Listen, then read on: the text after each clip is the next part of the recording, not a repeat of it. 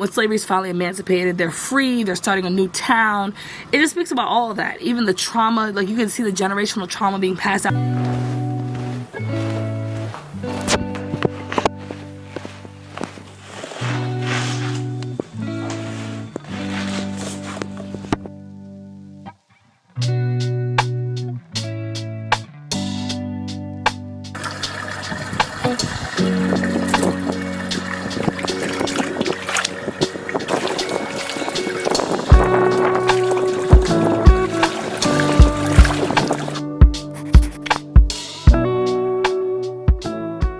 Hey everyone, welcome back to my channel.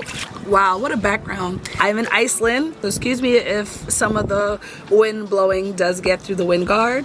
But in my last video, as I was packing for Antarctica, I mentioned the fact that I was reading what they don't teach you at Harvard Business School. And I said to comment below if you wanted me to tell you my thoughts on the book. And I did get 2 comments requesting my thoughts on the book, so I wanted to give them. But I also thought it'd be interesting to give a breakdown of what I'm reading right now, period. So I'll share with you what I've been reading over the course of the last 2 months and my perspective on each book.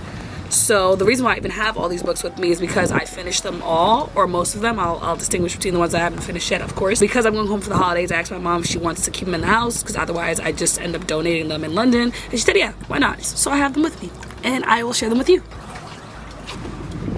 Okay, so,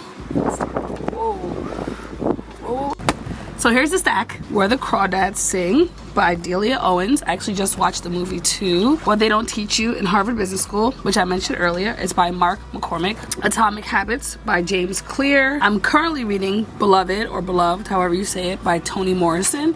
I reread for a second time. This is actually a book that I read my first year in English at Spelman as I was getting introduced to more Black literary artists and writers, and I actually enjoyed it. So I thought, now that I'm trying to get back into reading, why not read one of the books that I really like, and that is Their Eyes Were Watching God by Zora Neale Hurston, African Town by Irene Latham and Charles Waters. And similar to Atomic Habits, if Atomic Habits is number 1, African Town is definitely number 2. If African Town is number 1, Atomic Habits is definitely number 2. Like, these are the top 2 that I've read for sure. I am not too far into this one yet, but I'm also reading this one simultaneously while I'm reading Beloved. It's called 1984. Some people read this in high school. I didn't, so I thought this would be a good time to read it. I won't talk much about 1984 or Beloved because of the fact that I'm still reading them. If you like this video, I'll do another update in a couple months. Wow, I got my books all in the snow. I can't treat books like this. I actually like when my books are a little raggedy. I don't know, it just gives it some character. I like my books with a little bit of character, that it looks like I actually read them, and I'm not, I bend the edges, I write in the margins, I literally do all that good stuff when I read, because why not? I'll start with What They Don't Teach You in Harvard Business School, because this is a book that actually prompted this video, giving me a deeper perspective into some of the soft skills that you need when you go into business, especially because I still am considering going to business school. So I thought it was a great read. I thought it was a great insight into the business aspects of what I do on the legal side, which I thought was interesting as well. And it was written by Mark McCormick, so was an attorney at a law firm, was a partner at a law firm. I definitely will read part 2. There's a part 2 to it. It's a bestseller.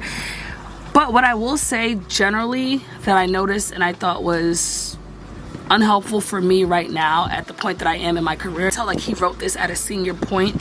For example, one of the tips that he gave was treat exercising and taking care of yourself as if it was a client, right? So for example, if you go to the gym at 8 a.m., this is an 8 a.m. time slot on your schedule, you treat it like a client call, etc.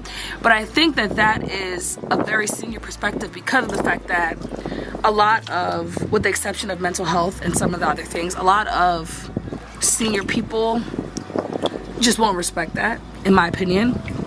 When you're a junior, you can't just be like, hey, I'm going to the gym at 8 a.m. So even though you guys are gonna be up early for this meeting, I cannot be because I need to take care of myself, right? I think it would be great if no one asks, but people do ask, like, oh, do you have a conflict for a call? What are you doing, etc., etc., etc. So I thought that general theme existed throughout the book. He also put a lot of language to some of the feelings that I have working in corporate law, so I thought that that was great.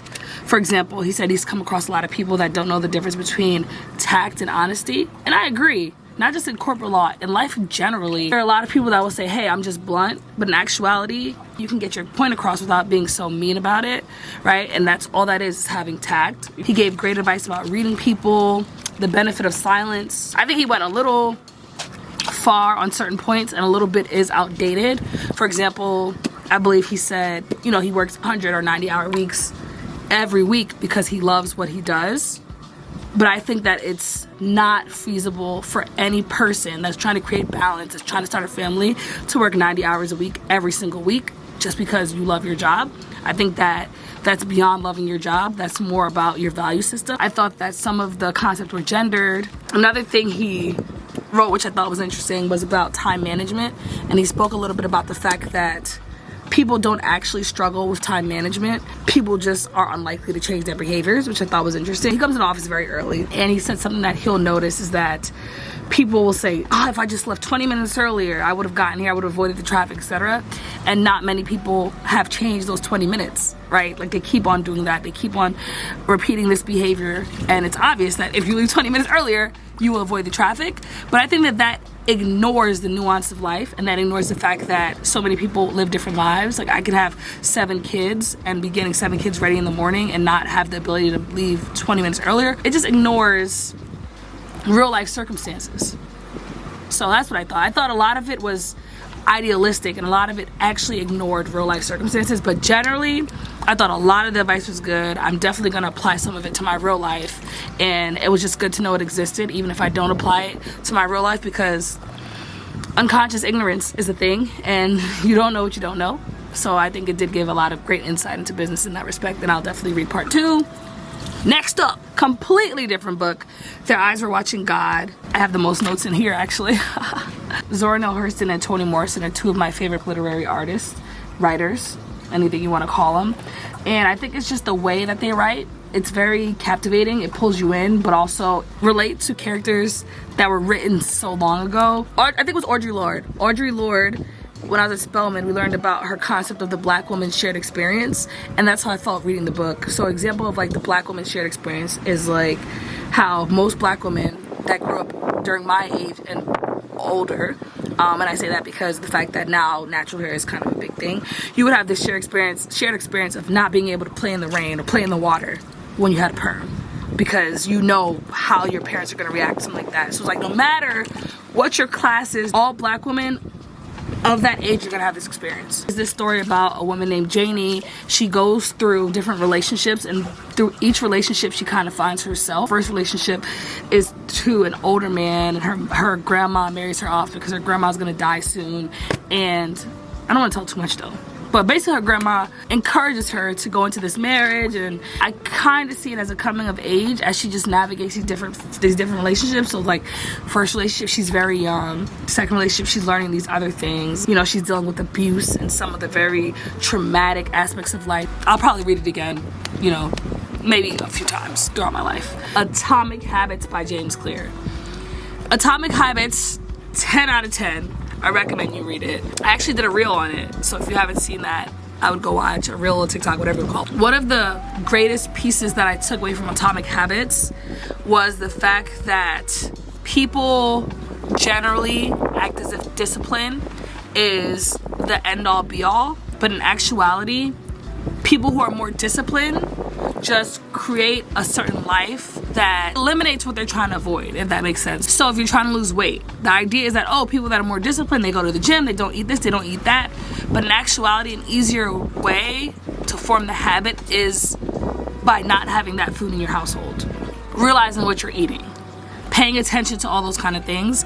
And, you know, I'm not saying that this is the only way to lose weight, but I thought that that general principle was very applicable to life, where now I kind of navigate my life where I try to eliminate those things that go against what I'm trying to achieve. For example, I literally keep a book on my bedside table so that when I wake up, the first thing I do when I turn my head is grab my book instead of grab my phone and go on social media.